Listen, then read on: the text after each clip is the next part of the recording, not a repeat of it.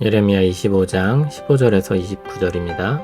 키워드는 진노의 술잔, 거부할 수 없는 날, 거룩한 열망입니다. 이스라엘의 하나님 여호와께서 이같이 내게 이르시되 너는 내 손에서 이 진노의 술잔을 받아가지고 내가 너를 보내는 바 그 모든 나라로 하여금 마시게 하라. 그들이 마시고 비틀거리며 미친 듯이 행동하리니 이는 내가 그들 중에 칼을 보냈기 때문이니라 하시기로 내가 여호와의 손에서 그 잔을 받아서 여호와께서 나를 보내신 바 그 모든 나라로 마시게 하되 예루살렘과 유다 성읍들과 그 왕들과 그 고관들로 마시게 하였더니 그들이 멸망과 놀램과 비웃음과 저주를 당함이 오늘과 같으니라.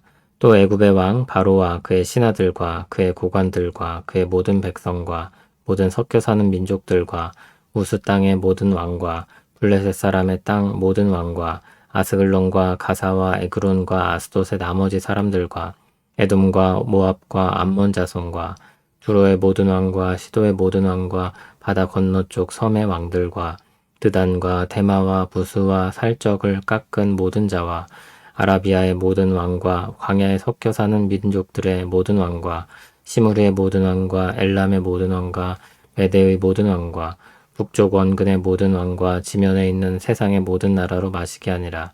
세사광은 그 후에 마시리라.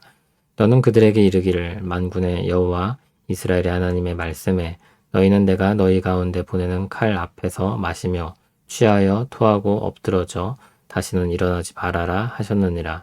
그들이 만일 내 손에서 잔을 받아 마시기를 거절하거든 너는 그들에게 이르기를 만군의 여호와께서 말씀하시기를 너희가 반드시 마셔야 하리라. 보라 내가 내 이름으로 일컬음을 받는 성에서부터 재앙 내리기를 시작하였은즉 너희가 어찌 능히 형벌을 면할 수 있느냐. 면하지 못하리니 이는 내가 칼을 불러 세상의 모든 주민을 칠 것임이라 하셨다하라. 만군의 여호와의 말씀이니라. 아멘. 하나님께서 내리실 진노에 대해 예레미야에게 말씀하셨습니다. 그리고 이제 진노의 술잔을 받아들고 모든 나라로 가서 마시게 하라고 명하십니다. 그러면 그들이 그것을 마시고 취하여 비틀거리며 미친 듯이 행동할 것이라고 예고하셨습니다.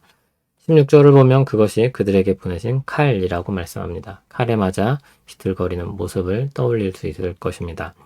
예레미야는 하나님의 말씀에 순종합니다. 먼저는 예루살렘과 유다 성읍들과 그 왕들과 고관들에게 가서 마시겠다고 했습니다. 유다는 다른 나라와 구별되지 않고 모든 나라의 하나처럼 여겨집니다. 또 심판의 첫 시작이기도 합니다. 그들 역시 하나님의 진노의 술잔을 받아야 합니다. 그 결과 멸망과 놀램과 비웃음과 저주를 당합니다. 그 다음은 애굽입니다. 그리고 우스와 블레셋도 언급됩니다.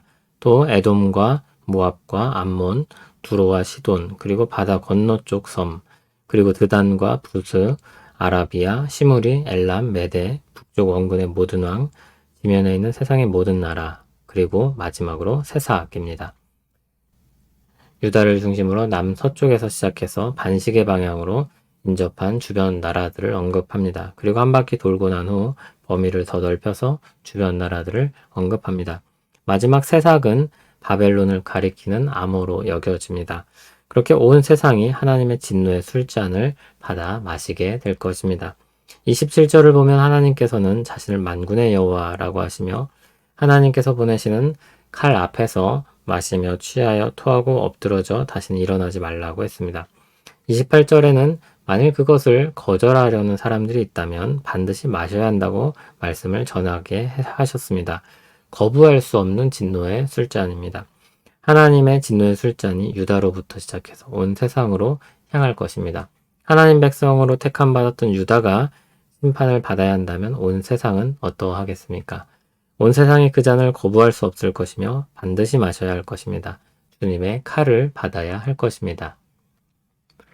죄를 가진 채 하나님 앞에 서면 형벌의 심판을 받게 됩니다.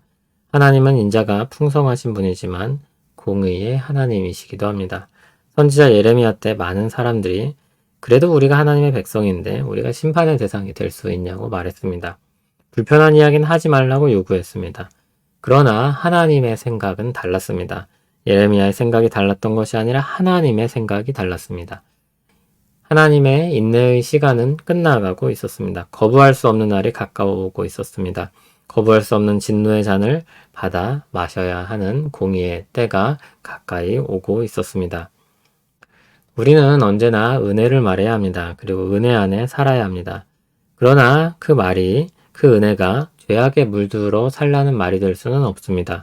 잘못된 것을 잘못되었다고 말하지 않는 것도 아닙니다. 하나님이 언제나 편들어 주실 것이라고 생각해서도 안 됩니다. 하나님께서 하나님 백성이 잘못된 길로 가고 있다면 하나님은 어떻게든 거기서 빼내려고 하실 것입니다. 예수 그리스도 안에는 소망의 길로 우리를 돌리려고 할 것입니다. 그리고 거기서 저항하면 저항할수록 우리의 고통은 커질 것입니다. 나를 중심으로 하여 하나님이 내 편이라고 생각하면 안 됩니다. 하나님을 중심으로 생각해야 합니다. 하나님은 예수님을 믿는 사람들의 편입니다. 그러나 우리를 의와 진리로 이끄시기도 합니다. 하나님은 하나님이십니다. 우리는 죄악된 것들을 벗어버리고 거룩한 열망을 가지고 하나님을 향해 살아야 합니다. 우리 각자의 자리에서 자기를 부인하고 자기 십자가를 지고 주를 따라 살기에 힘쓰는 우리 되길 소원합니다. 한없는 은혜로 우리에게 자비를 베푸시는 하나님, 오늘도 주님의 말씀 앞에 우리 자신을 세웁니다. 거룩한 열망을 가지고 주를 향해 나아갑니다. 죄악된 것들을 보게 하시고 씻어내게 하여 주시옵소서. 우리 죄를 씻기시는 예수 그리스도의 보혈의 은혜로 씻어주시고 새롭게 하옵소서. 예수님 이름으로 기도합니다. 아멘.